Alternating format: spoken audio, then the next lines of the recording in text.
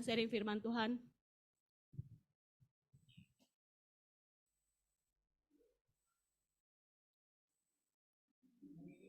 Mute-nya belum dibuka, Pak.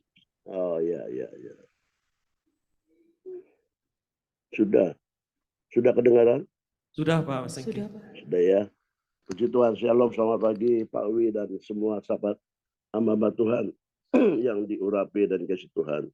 Bapak Ibu, kita telah baca dalam kitab Imamat pasal yang ke-7. Tentu kalau kita baca Imamat ini Bapak Ibu, ini ditulis oleh Nabi besar, Nabi Musa. Kitab yang banyak mencatat para imam persembahkan berbagai persembahan korban untuk menghampiri Allah. Nah, dalam kitab Perjanjian Lama, kitab Imamat ini adalah merupakan satu gambaran bagaimana pengorbanan Yesus untuk kita, untuk manusia, untuk saya dan saudara. Sehingga kita dapat juga menghampiri Allah yang kudus.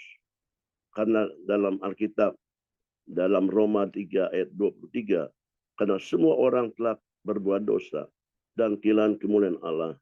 Di dalam Roma 6 ayat 23, sebab upah dosa ialah maut. Tapi kasih karunia Allah ialah hidup yang kekal dalam Kristus Yesus Tuhan kita. Saya dan saudara tidak bisa melepaskan diri dari dosa selain dari kita menerima pengorbanan Yesus di kayu salib. Yang percaya katakan amin. Yesus telah berkorban untuk saya dan saudara satu kali, Bapak Ibu yang kasih Tuhan. Ya, gambaran dalam Perjanjian Lama adalah gambaran bagaimana yang Yesus akan lakukan untuk saya dan saudara. Dalam 1 Petrus 3 ayat 18 dikatakan, sebab juga Kristus telah mati sekali untuk segala dosa kita. Ia yang benar untuk orang-orang yang tidak benar, supaya ia membawa kita kepada Allah. Ia yang telah dibunuh dalam keadaannya sebagai manusia, tetapi yang telah dibangkitkan menurut roh. Yesus dijadikan korban bagi saya dan saudara. Yesus yang mati sebagai manusia, 100% sebagai manusia, dan Yesus yang telah bangkit pada hari yang ketiga, bangkit di dalam roh dan 100% sebagai Allah. Tentu itu bagi saya dan saudara. Puji Tuhan kita hidup di zaman kasih karunia karena pengorbanannya buat saya dan saudara, sehingga kita semua dapat menghampiri kasih Allah, dapat menghampiri Allah melalui Yesus yang telah berkorban untuk kita. Ada dua hal di mana Yesus memproklamasikan kekalahannya kepada dunia untuk manusia dapat menghampiri Allah. Yang pertama, dalam Yohanes 14 ayat 6, Alkitab berkata, kata Yesus, akulah jalan kebenaran dan hidup. Tidak ada seorang pun datang kepada Bapa kalau tidak melalui aku. Bapak Ibu yang dikasih Tuhan, kita semua percaya bahwa hanya melalui Yesuslah ada jalan keselamatan. Melalui Yesuslah ada jalan perdamaian. Melalui Yesuslah kita dapat menghampiri Allah yang kudus, yang mulia, dan yang berkuasa. Bapak Ibu dikasih Tuhan, di dalam Ibrani 4 ayat 14 sampai 16. Ibrani 4 ayat 14 sampai 16, Alkitab berkata, karena kita sekarang mempunyai imam besar agung yang telah melintasi semua langit, yaitu Yesus anak Allah. Bila kita berpegang pada pengakuan iman kita. Sebab imam besar yang kita punyai bukanlah imam besar yang tidak dapat turut merasakan kelemahan-kelemahan kita.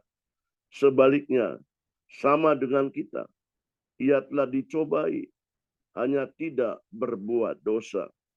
Sebab itu marilah kita dengan penuh keberanian menghampiri tahta kasih karunia, supaya kita menerima rahmat dan menemukan kasih karunia untuk mendapat pertolongan kita pada waktunya. Bapak Ibu yang dikasih Tuhan, Alkitab berkata, sebab imam besar yang kita punyai bukanlah imam besar yang tidak dapat turut merasakan kelemahan-kelemahan kita. Mungkin dalam kehidupan kita sebagai pelayan Tuhan, kita juga banyak mengalami kelemahan demi kelemahan. Ya, saya minta maaf kepada Ibu Christine, berapa minggu lalu saya harusnya melayani di doa pagi, tapi saya mengalami batuk selama 2 minggu.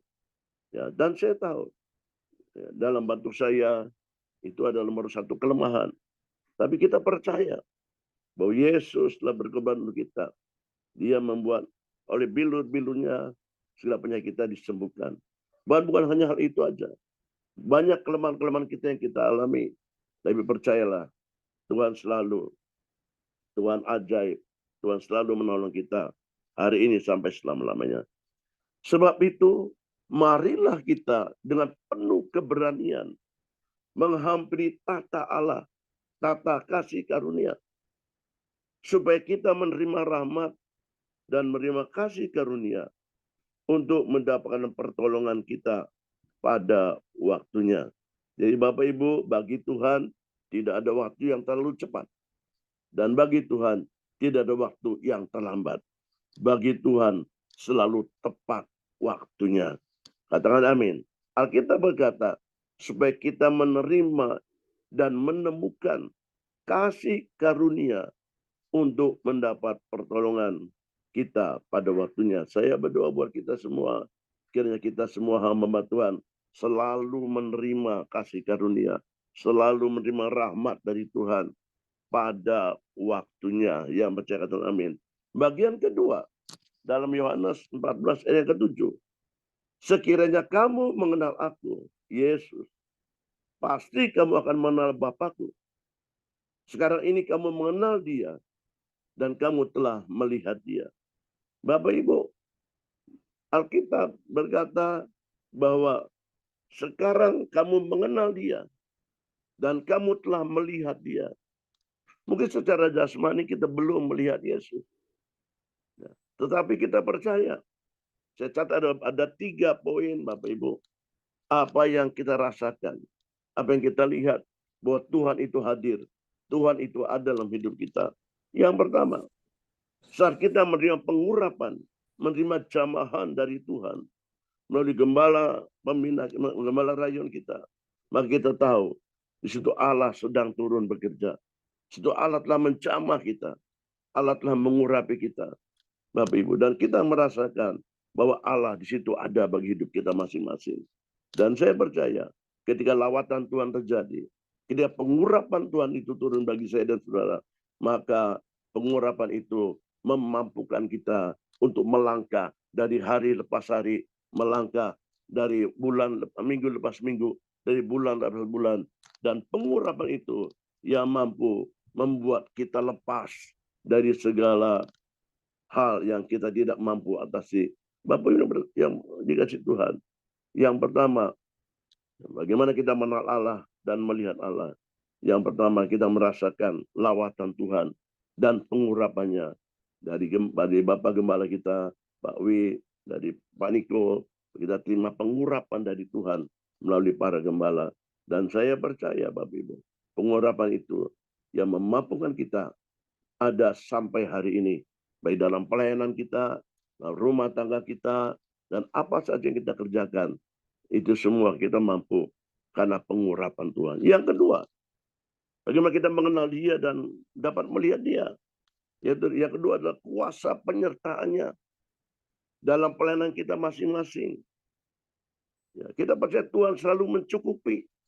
Meskipun terkadang kita kekurangan. Tapi Tuhan cukupi pada waktunya. Tuhan menjaga kita. Tuhan melindungi kita. Dan membuka jalan. Meskipun seolah-olah semua jalan tertutup. Tapi pada waktunya Tuhan buka jalan buat kita semua. Bapak Ibu, saya selalu katakan di Medan ini. Bahwa mujizat masih ada. Itu adalah bukti pengharapan kita kepada Tuhan. Mujizat itu nyata. Itulah bukti bahwa semua yang karya Tuhan, janji Tuhan sudah kita alami, sudah digenapi oleh Tuhan. Dan mujizat tanpa batas adalah bentuk kasih Tuhan yang tidak terbatas. Bapak Ibu, saya percaya setiap hidup kita hamba-hamba Tuhan, kita mengalami yang disebut namanya kasih karunia Tuhan. Kasih yang tanpa batas, kasih yang sempurna. Dan yang ketiga, bagaimana kita mengenal dan dapat melihat Tuhan. Tentu kita merasakan oleh bilur-bilurnya segala penyakit kita disembuhkan. Kita alami pemulihan, kita alami kekuatan baru, kita alami kesehatan baru, kita alami berkat-berkat yang baru, bahkan kita alami mujizat yang baru. Dalam nama Tuhan Yesus, saya percaya Bapak, Ibu, dan saya selalu disertai Tuhan, selalu dibela Tuhan, selalu ditolong Tuhan. Kita mengenal pengorbanan Yesus dalam hidup saya dan saudara hari ini sampai selama-lamanya. Dalam nama Tuhan Yesus. Amin. Ya, terima kasih Pak Wi. Selamat pagi, Tuhan berkati. Terima kasih Pak Senggi, sudah jadi berkat buat kita Pak. Amin. Tuhan pakai Pak Senggi lebih dahsyat lagi. Amin, Pak. Tuhan pakai semua kita untuk memuliakan Tuhan. Bapak Ibu, saya tidak komentar lagi. Tapi yang jelas pagi hari ini Tuhan sudah menyediakan korban baginya, yaitu korban Kristus yang sempurna buat saya dan buat Bapak Ibu semua. Kita nggak usah memberikan lagi korban bakaran, baik berupa dari lembu, dari domba, tapi semuanya itu bayangan dan wujudnya adalah korban Tuhan Yesus Kristus. Di kayu salib, korban yang sempurna buat menebus saya, buat menebus Bapak. Amin, amin, amin. Dalam nama Tuhan Yesus Kristus. Amin, Yesus. Beri tepuk tangan yang meriah buat Tuhan Yesus. Kami memuji kebesaran-Mu Tuhan. Kami memuji kebesaran.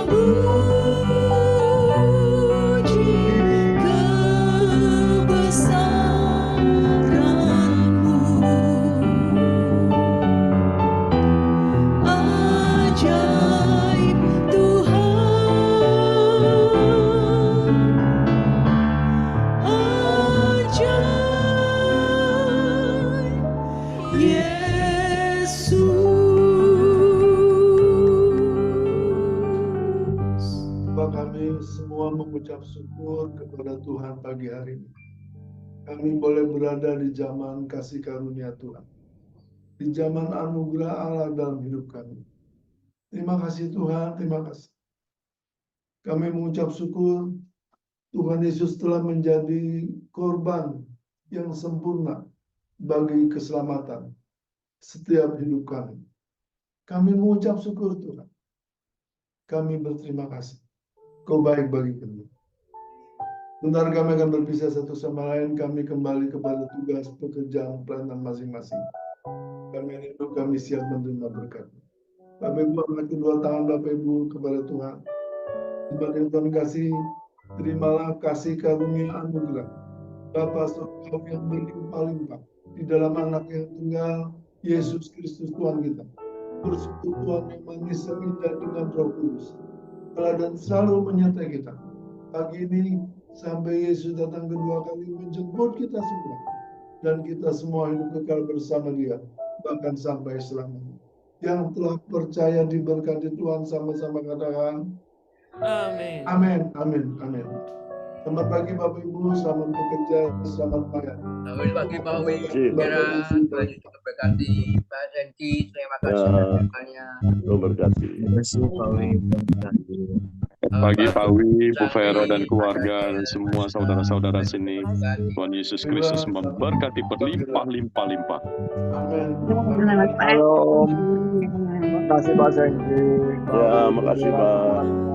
Selamat bekerja. Buat pelayanannya Pak Sengki. Terima Salam kasih. kami buat Humas Happy Medan. Amin. Juga tolong buat Bapak Ibu informasikan morning prayer